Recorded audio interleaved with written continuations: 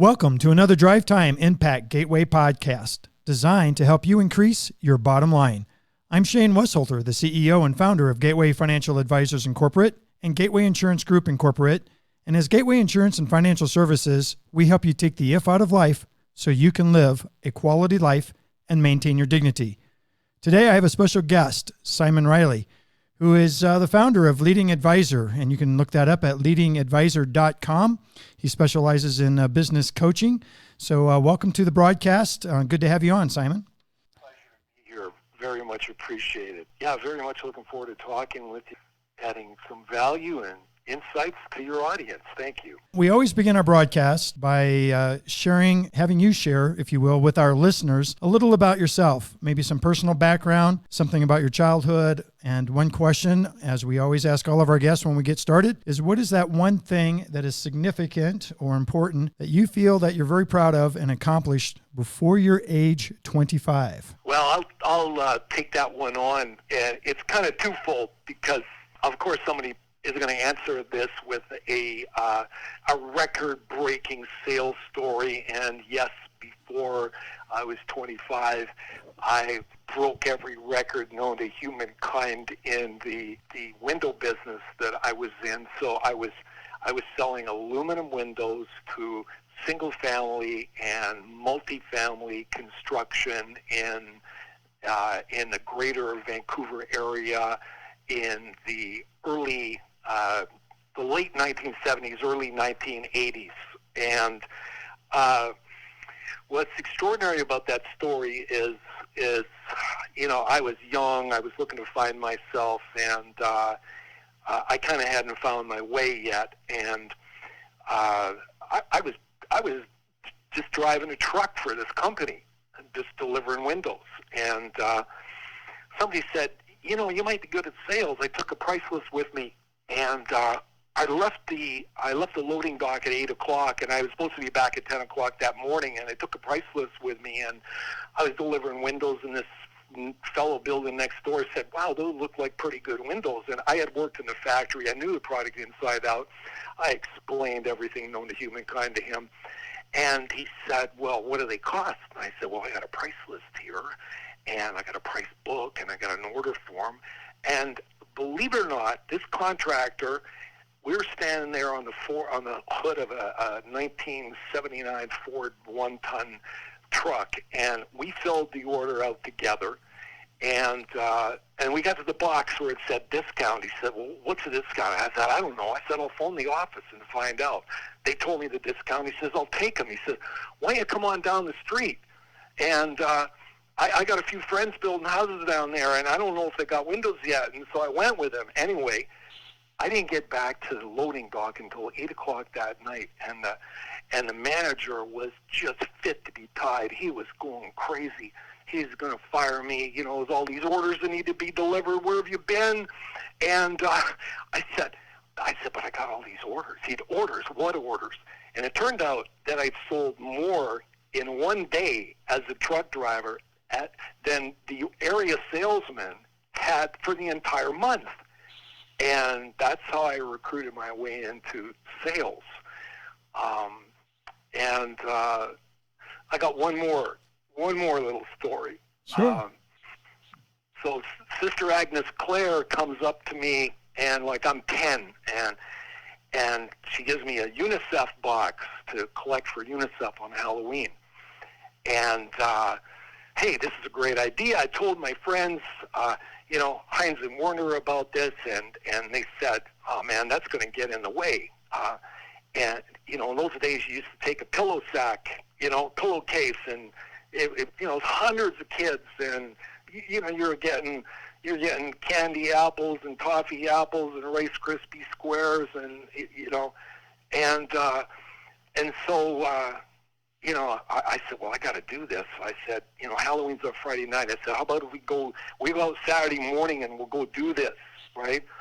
And so we went out, and it was like slow going, and this is going to take forever. And I said, how about if I walk down the middle of the street, and then, Heinz, you walk on the left side of the street, and Warner, you walk on the right side of the street. You'll do the door knock, and then if I have to go up to this door to show them this is legitimate. I got the UNICEF box, and we'll do that. So, make a long story short, so here I'm at school on Monday, and the kids are out there waiting before the bell gets rung, and so I can hear kids talking. It's like, I got $1.26, and the other one, I got $11.22, and then I got $5.52, and then, so we go into school, and all of a sudden the door comes out, and I mean, it comes open in my class. It's Sister Superior, all right?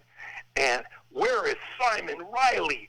And do you know what you've done? It's like she's saying this right across the class, talking over the top of Sister Agnes Clare, and I'm like, I haven't got a clue what she's talking about. She said, you collected $111.42, and so next thing you know, next time I'm down to the local newspaper, and I got a photographed, and I'm on the front page, and got a letter from UNICEF New York, and little did I know that I already had it in me as far as team building, delegation, scalability, right, improving door knocking and cold calling, and doing something for goodwill at the same time. So kind of totally unexpected, and little kind of kid claim to fame in a way.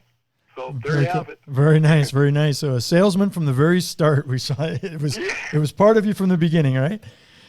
Yeah. Well, let me ask a few other personal questions, and then we'll move into some of the careers type of things. But if I might, just to give me some insight on you, what is your favorite book that you, or maybe a favorite book that you've read recently? However you want to answer that. Not recently, but one that really stands out, and it's profound. It's called Awareness, and it's by a Jesuit priest who's deceased now, but his name is Anthony DeMello, and it's a book where he's transcribed a weekend retreat that he did with a group, and it's extremely insightful, and it's indescribable. I wish I could turn around and tell you more, but if a person could get a hold of that, I think that that's a significant asset that one requires today in going about their business and their personal life. Very cool. What was the name of the book one more time? It's called Awareness, and it's by Anthony DeMello. Very nice. Well, you and I have known each other for quite a while. We met, I believe, through NAFA many years ago. As Simon is a speaker at NAFA as well as MDRT, top of the table, industry organizations, a lot of companies, and you and I, and of course your lovely wife Laura have gotten to be good friends over the years, and I really appreciate that. One of the things that I've shared with you is love music, as you know, and so I'm going to ask you on the music front. I know you live up in Vancouver, which we'll talk about in just a moment, but what's your favorite rock music band, just out of curiosity? That's a stretch, because I joke that I'm in my cubicle here, and I travel, and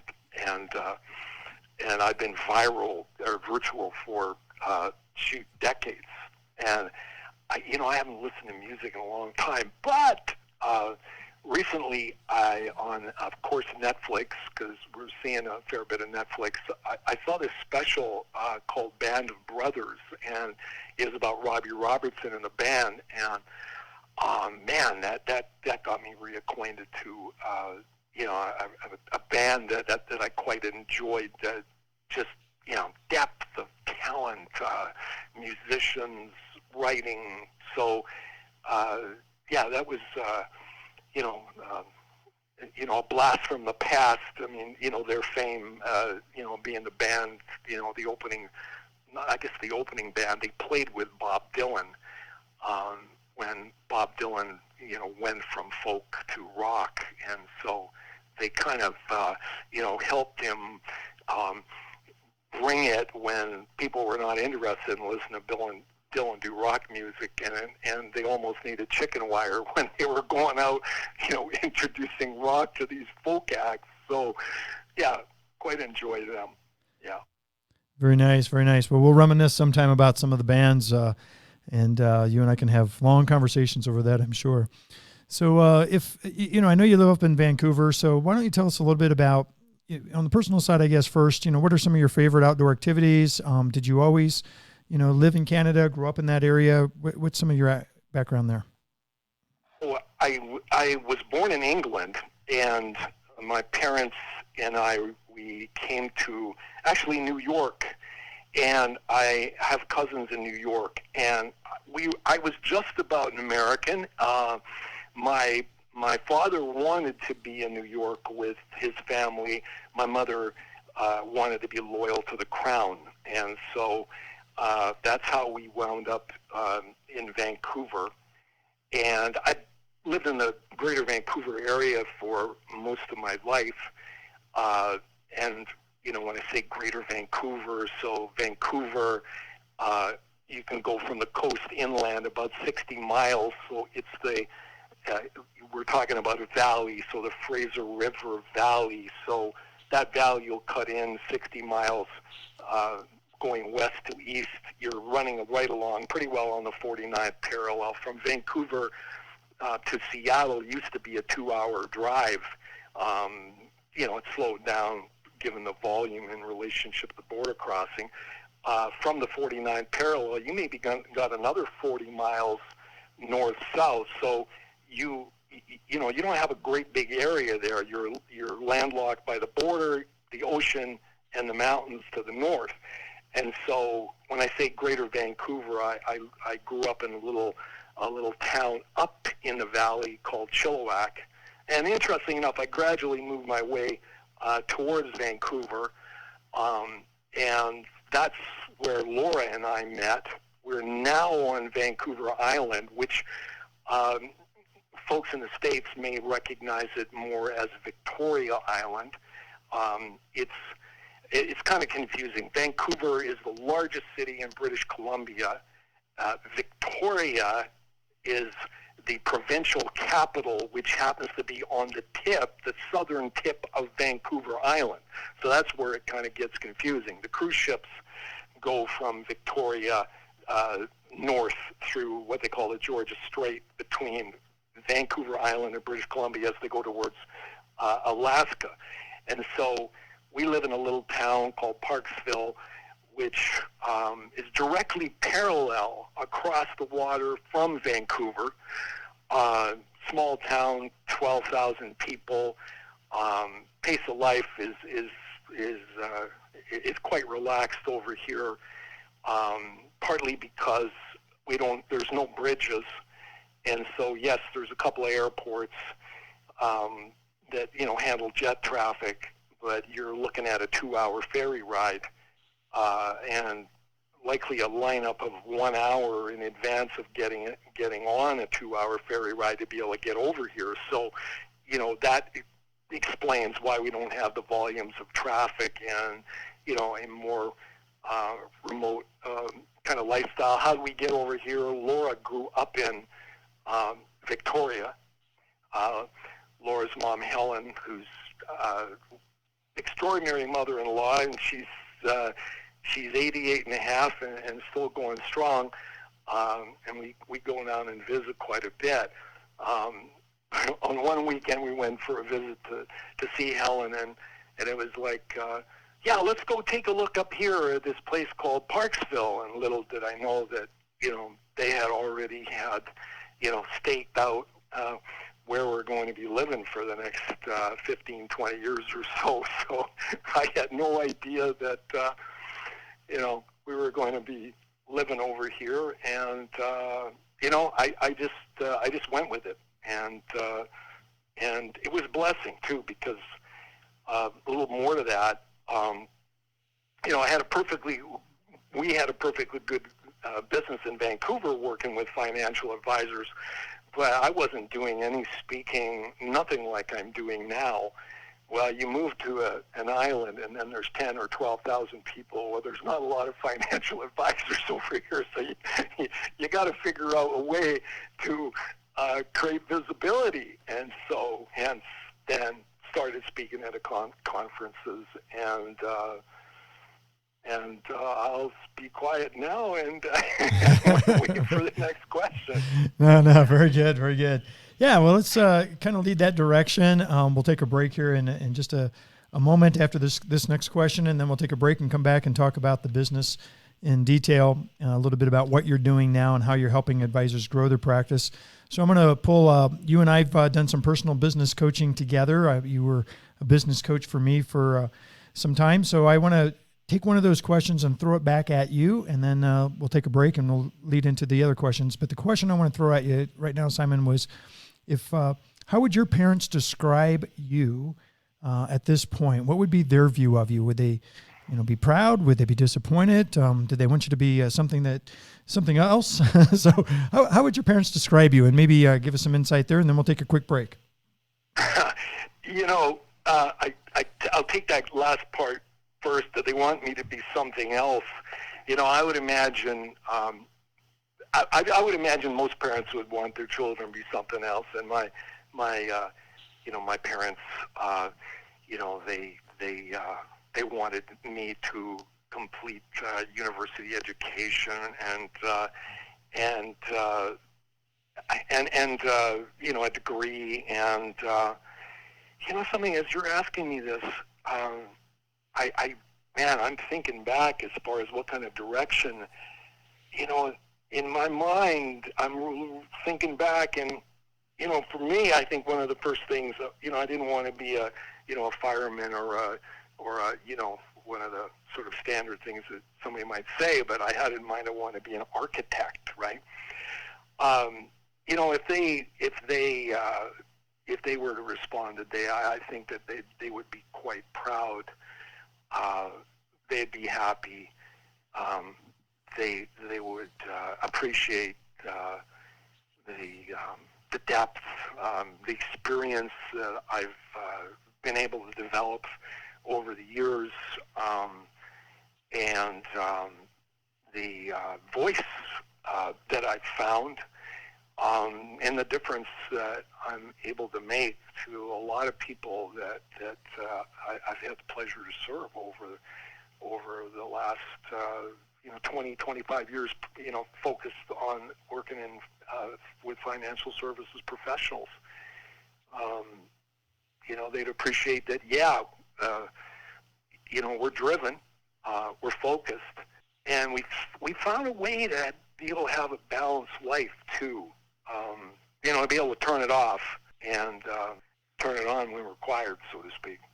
Yeah, I would agree with that. And as you said, you've been doing this a long time. So we're going to take a quick break. When we come back, we're going to get into some of the things that Simon is doing today to help advisors grow and expand their business. And I think you'll want to stay with us because there's going to be some great content coming up. We'll take a quick break and we'll be right back. When it comes to insurance, many people ask, who can I trust? How do I know if I have the right coverage? Will my insurance company pay the claim the way I expect? Is there one place I can find answers to my questions? This is April Lynn Chavis Geisler, First Executive VP and an owner of Gateway Insurance and Financial Services. I knew in high school that I wanted to be an insurance agent and financial professional. I grew up in New Mexico, and since 1997, I've been serving clients, helping them find the right insurance at the right price, and helping them to make sound financial decisions based on their needs. Think of Gateway Insurance and Financial Services as your personal insurance broker and financial services agency. We have a team of licensed professionals to help find the best insurance policies to protect your assets and the appropriate places to invest your money, all in one place. Call Gateway at 505-585-5595. Welcome back to our Drive Time Impact Gateway podcast. Again, my guest this afternoon is Simon Reilly with leadingadvisor.com is his website. Leading Advisor, doing business coaching with financial advisors and business leaders in general.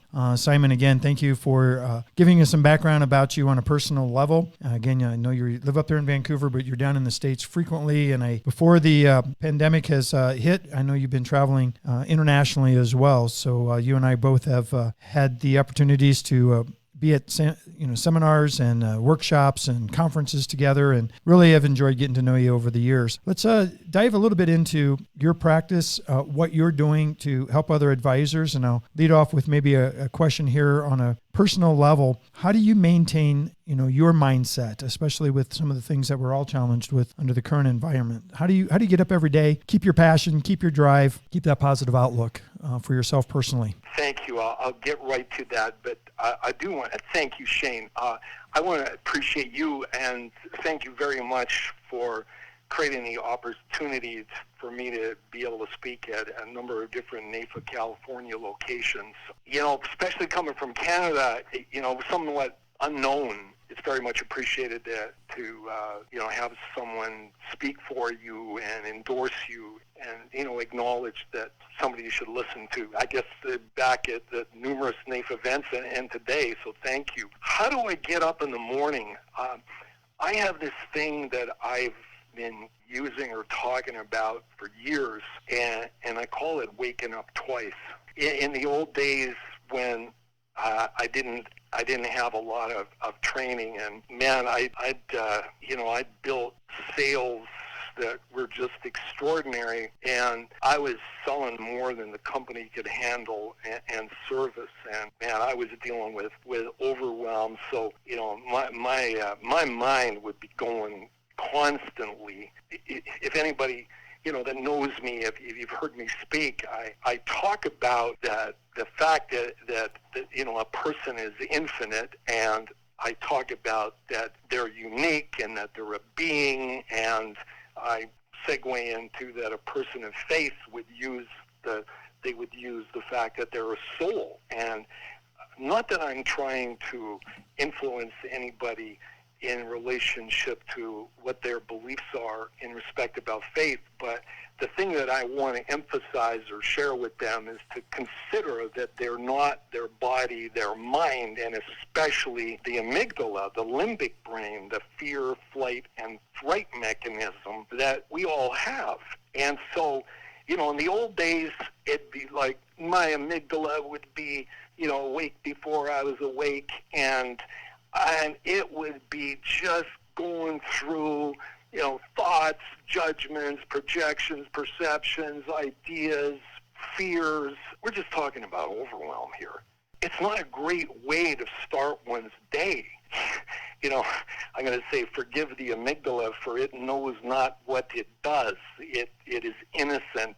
And so where this waking up twice notion is, or how to explain that, sure enough, my amygdala would be awake, but I'd be coming from, fear and scarcity. And so what I started doing was, it was deciding that I was going to wake up in lucid sleep before my mind or body, as abstract that would sound. And I think folks that understand this is that, they're coming awake, they're in lucid sleep. They're not awake yet, but they know, oh yeah, okay, I'm coming awake. And at that moment is when I start affirming, and it's automatic for me now. And in a sense, it's almost like I'm having a conversation with the amygdala. Look, we're not going to wake up with, your to-do list and what's going to go great today and what's going to go wrong today. And no, we're going to take 5 minutes, and we're going to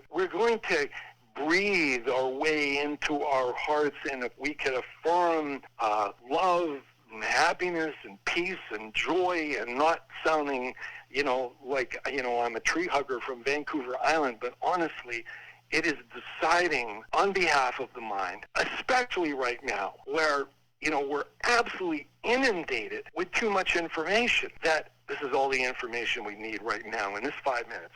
Love, light, happiness, peace, joy, and to magnify that vibration and have it come out of our core, versus being overstimulated with an overthinking mind that becomes a container. It's coming from the place where the amygdala is running. I'm getting into some coaching theory here, running unmet needs to fuel negative emotions and negative beliefs.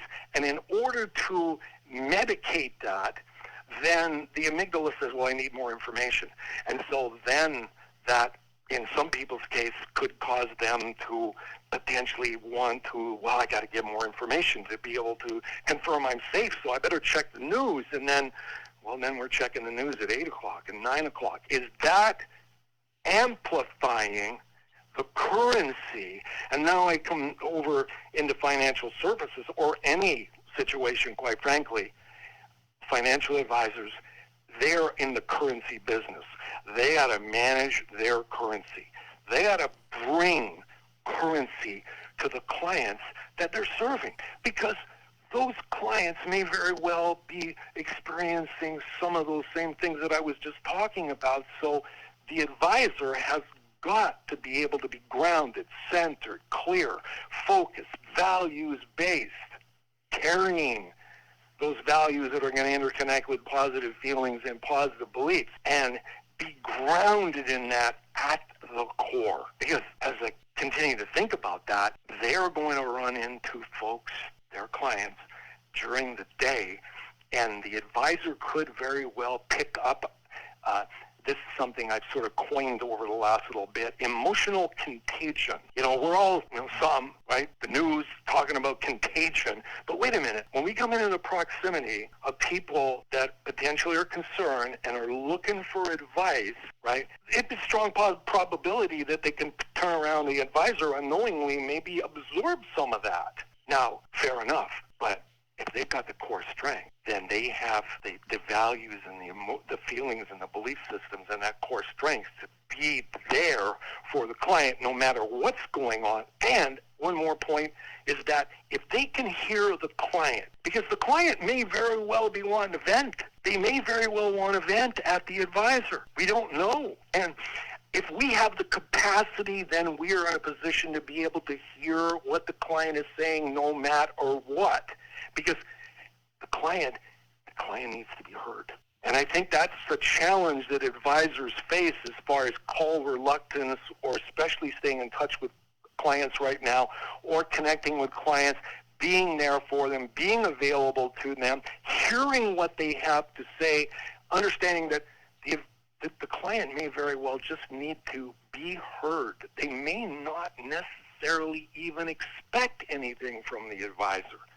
But if the advisor pushes back, then doesn't make themselves available, well, then we could create another dynamic where we got an unhappy client because of not being available, because of the advisor's manufactured fear. So that's why it's important to be able to start off from that place of strengthening the core, so that there is core strength going out there, communicating with clients, added bonus, if you will. But first of all, we got to take care of ourselves to be able to do that. Well, absolutely. And I think there's a number of things you said there that many of us have probably heard over time, and we absolutely need to be hearing it again, especially now. I heard, again, the positive attitude, what you think on and what you dwell on, kind of makes your day, if you will.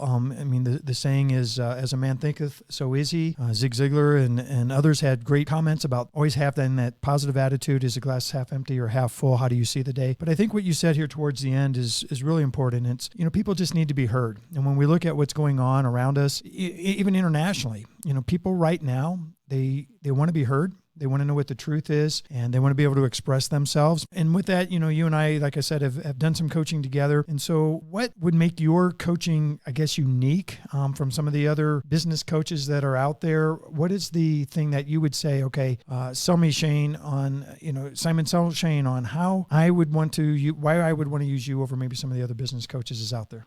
Let's take a look at what are the improvements that I hear from advisors. I hear some of the object things that they want. They want to improve technology, and they want system. They might want to improve hiring and delegation. I look at those as being objective things, and so if we look at on a deeper level, some of the subjective things that are going on, I hear this all day long that I'm experiencing overwhelm, I'm experiencing stress. I'm not managing my time. I don't have enough time. I am too busy to delegate. So they want the big picture, technology, system, hiring. They want more clients. They want a recruiting system. They want a client acquisition system. There's all kinds of names out there. But they don't have the foundation to be able to stand on, to allow themselves to have the space for those things to be able to happen. So the mind, in a sense, is that capacity, especially with what's going on right now. And so, prior to what's going on right now, I just had this, inclination. I Googled how much information is created every single day. According to Google, 5 quintillion bytes of information is created every single day, and 90% of it is created in the last 2 years. This was pre-COVID-19. And so this speaks to overwhelm. And so they want technology, they want systems, they want hiring, they want recruiting, they want a brilliant marketing system to attract higher network clients. But in relationship to the mind, in a sense, they don't have the space. So what I look at is, okay, let's look at why. And in my 25 years of personal development experience, I've come to realize that folks don't know the difference between inspiration and motivation. And it's extraordinary how many, even professionals, don't know the difference.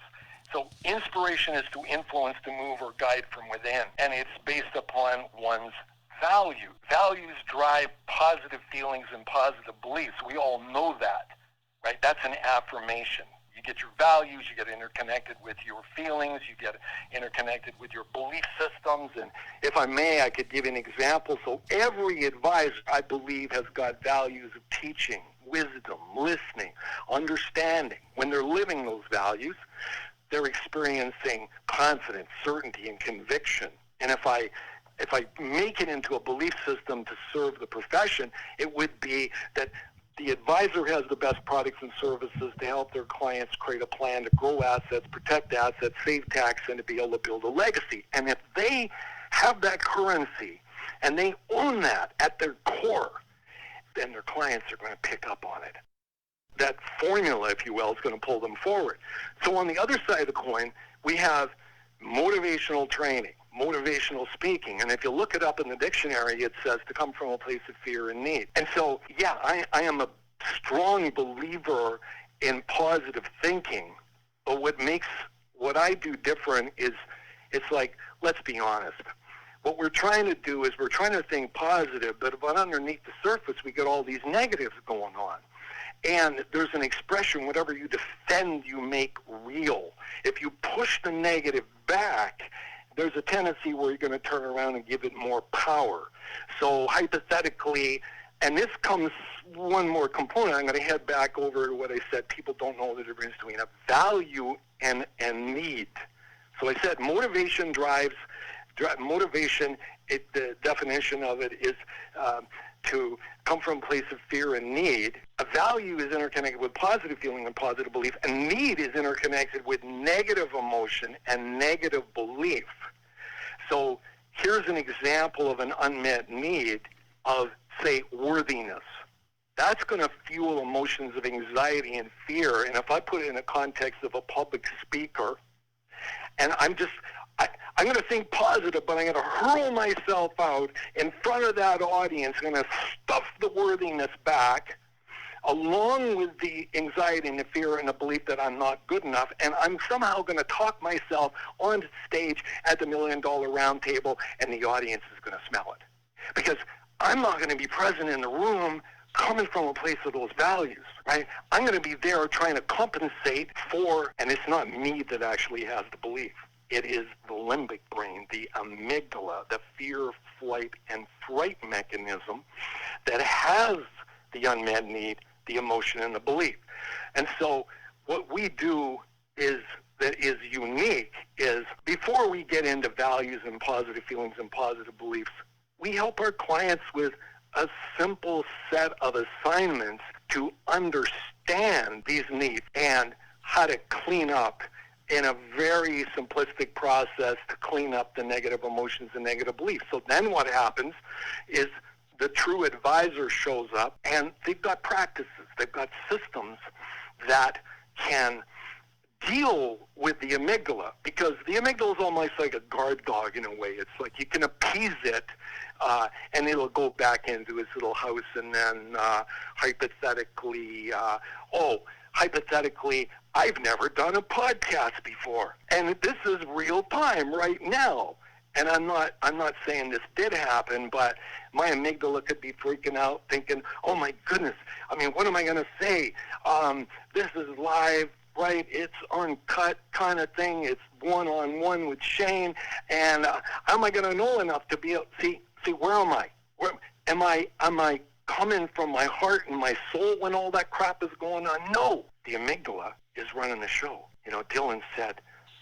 They asked Dylan, "How do you handle fortune and fame?" And Dylan said, don't let the guy in the gal or the gal in the back seat do the driving. See, if I'm in the back seat with the amygdala and the fear and the belief, I'm not present in the moment, values-based, where I need to be. So and there's nothing wrong. It's just understanding this and giving the advisors a simple set of tools so they can clean that up, and then they're not spending as much energy, in a sense. This is going to sound abstract. They're not going to spend as much energy thinking positive, because the truth will prevail. Hope that made sense. Yeah, absolutely. And I like the way you said what you said right at the end. It's not so much getting into all the positive thinking and hype. I know when you and I've coached together, and I've known a number of others that you've coached, it's more about kind of taking your thoughts captive and not allowing that negativity to overrun, or maybe making a change in that paradigm thinking. I know you've worked with me a little bit on that, and you know what you believe as a childhood because of what people have said to you or other people have tried to make you feel. It's taking that captive. I know you've got some powerful phrases that help with that. And you started a little bit about talking about your process. So let's begin to wrap up a little bit on that and talk about how do people get started with you, maybe a little bit more about what your process is, if you like, and certainly how would they contact you to get started, Simon? Thank you. Laura and I work together on the introduction process. Step one is we do a 45-minute, or I should say Laura does a 45-minute phone call and asks our potential clients a series of questions so we can gain a deep understanding, so that they can gain a deep understanding. Laura emails them back with the questions and their answers so that it's documented. And we call it the values-based business operating system. And it helps the advisors to really get clear on what their strengths are, but at the same time, what their blind spots are. And most of the time, it requires somebody working from the outside, asking the right questions. And it's not about breaking somebody down. It's, no, here's your strengths. Okay, here's some blind spots you may not necessarily be noticing. Step two, we provide them with a link that enables them to complete an assessment that is a values assessment. And there's tons of assessments out there. There's Myers-Briggs, there's Colby, there's DISC. Those are all behavioral assessments. And respectfully, they may very well have values intermingled with them. But what we're doing is we're providing a values assessment so we can sit back and say, these are the values. And at the same time, we can also help client to be able to identify, okay, here's your values, but there's the blind spot. There is the unmet need that is getting in the way of you being able to attract high net worth clients. There's the unmet need that's getting in the way of your referrals. There's the unmet need that's getting in the way of you delegating more. And I can take any challenge that an advisor is facing, and this might sound uppity for me to say this, but with 25 years with working with advisors exclusively, if there's an issue that is going on with an advisor in their business, I guarantee you there's an unmet need at the core of it that's fueling the emotions and the beliefs. You clean up the emotions and the belief systems and the unmet need, hence then the values shine through. And what happens is all of the training that they have experienced in the past, it all comes back to them. And so it just magnifies what they're already doing. And the third step is I'm debriefing that assessment, and I just kind of gave an overview of what an assessment debriefing might look like. And then from there, there's an opportunity to work with us. And when I work with someone, it is over a 3 to 5 month period. And we do calls in the beginning every 2 weeks. And our goal in that first 30 days is to help them get unstuck. And we're not talking about novice advisors. We're talking about seasoned veterans that just have been doing things the same way over and over again, but got a blind spot. We can get them up and running and get rid of that blind spot in 30 days. And one more point is that we guarantee our work. If the clients are not satisfied, we'll just refund the deposit we ask for. And then we spread the calls out. First of all, we're working on their core, and then we get into the business. And it could very well be looking at their team. It could be hiring. It could be looking at their marketing approach. It could very well be looking at their seminars or webinars. In this case now, it could be looking at the mechanics of how they're introducing themselves, when they're asking for, when they're presenting the opportunity, how they're closing it, what their first appointment looks like. So it would go through in areas of vision and planning and time and team and systems and so on. But it's based on what the client is looking for, which goes all the way back to Laura's original questions, because it's a discovery process, and that becomes the, you could say, working document. Okay, this is what you want to improve upon. This is your vision. These are the roadblocks. Okay, let's clean up these roadblocks and then get on to the improvements. Yeah, absolutely. And I know working with you myself, again, very appreciative. Always more work to be done, but I appreciate you working with me from the coaching aspect. And I know a lot, professionals in this industry that you've worked with over the years. One thing I've noticed is their self-confidence increases on the front end. And then as that continues to increase, then as you alluded to, you start moving more towards, okay, what are systems or processes or things I can change or adapt or modify to allow me to be the best that I can be. Who would be maybe somebody that you coach that I would find surprising, or the listeners would find surprising? Surprising, I would probably have to go outside of the profession. And I've coached skiers on the Canadian National Olympic ski team. I can't tell you which one, but I've coached Wonder Woman. I've worked with a variety of different people over the years. The #1 RE/MAX realtor in California, the #1 retailer of Mont Blanc pens in the world. At the end of the day, they're all human beings. They all have purpose. They've got a vocation. And most of the time, it just requires somebody from the outside to just help them see the strengths, but notice the blind spot, and give them a system, a repeatable system that is sustainable.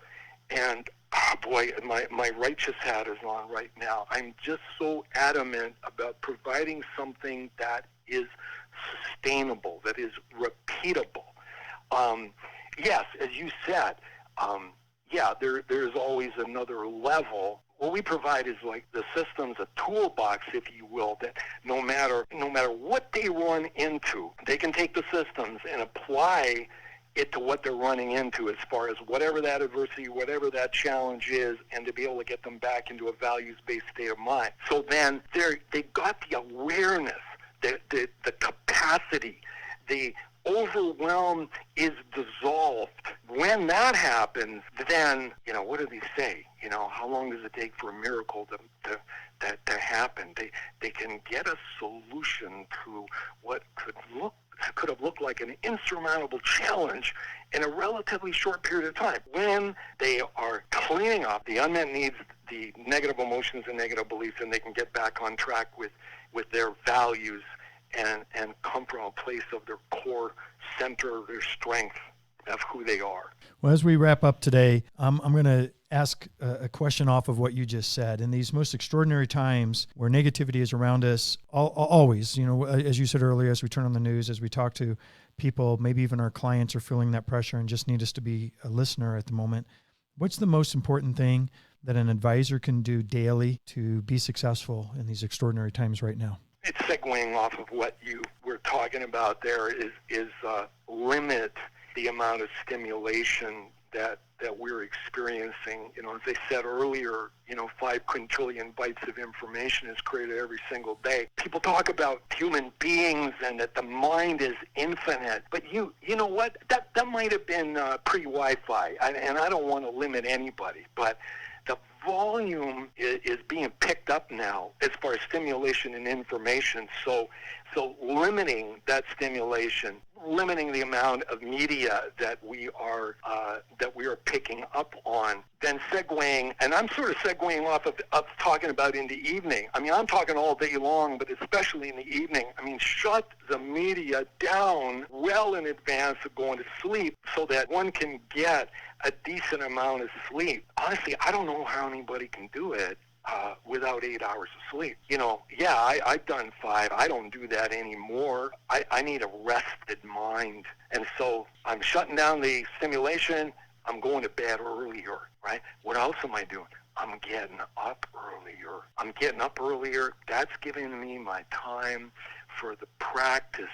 I want to be able to ease into the day without basically feeling like I'm jumping out of bed with my hair on fire, dealing with whatever manufactured magnification that the amygdalas created, compounded by the news. This segues back to, waking up early, emptying the mind. This goes into waking up twice.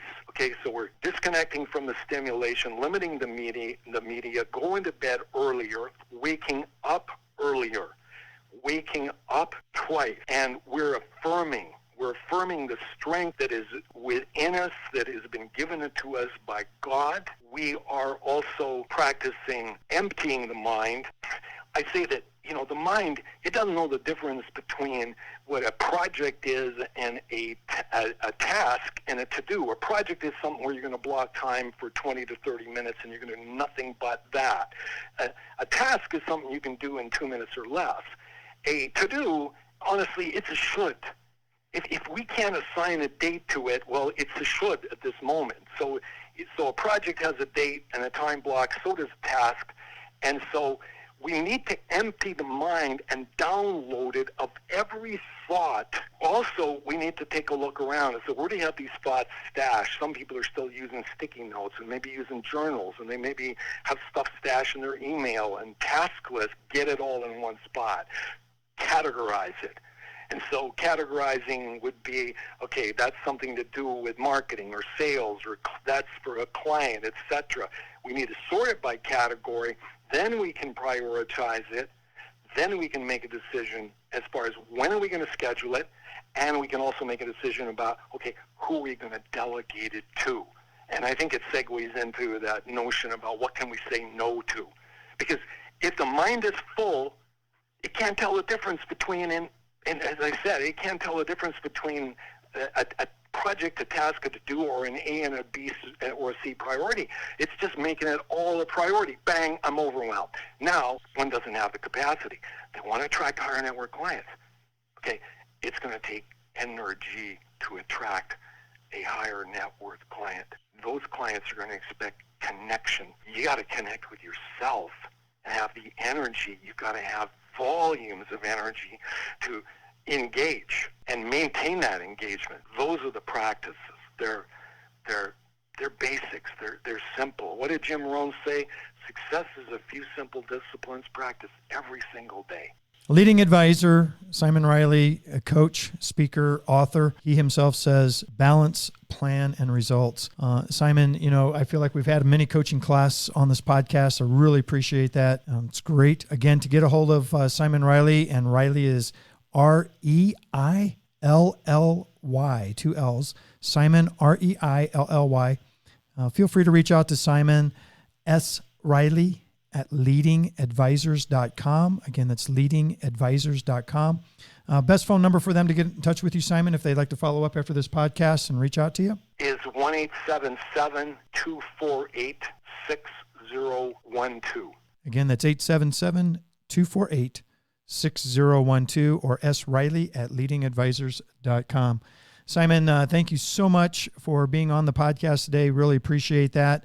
And I guess in closing, is there any other comments that you would like to make or something that you would like to share on a personal level for all of our listeners to take away? Thank you. Appreciate the opportunity to speak with everybody today. You know, what I've shared with you today is transparent to your business and your personal life. You know, I've been saying to folks all through this that you've got an infinite immune system that's operating 24/7 without you having to think about it. It's running 24/7. With that, I want to wish everybody extraordinary success. At the same time, to be in a values-based place, to be of service.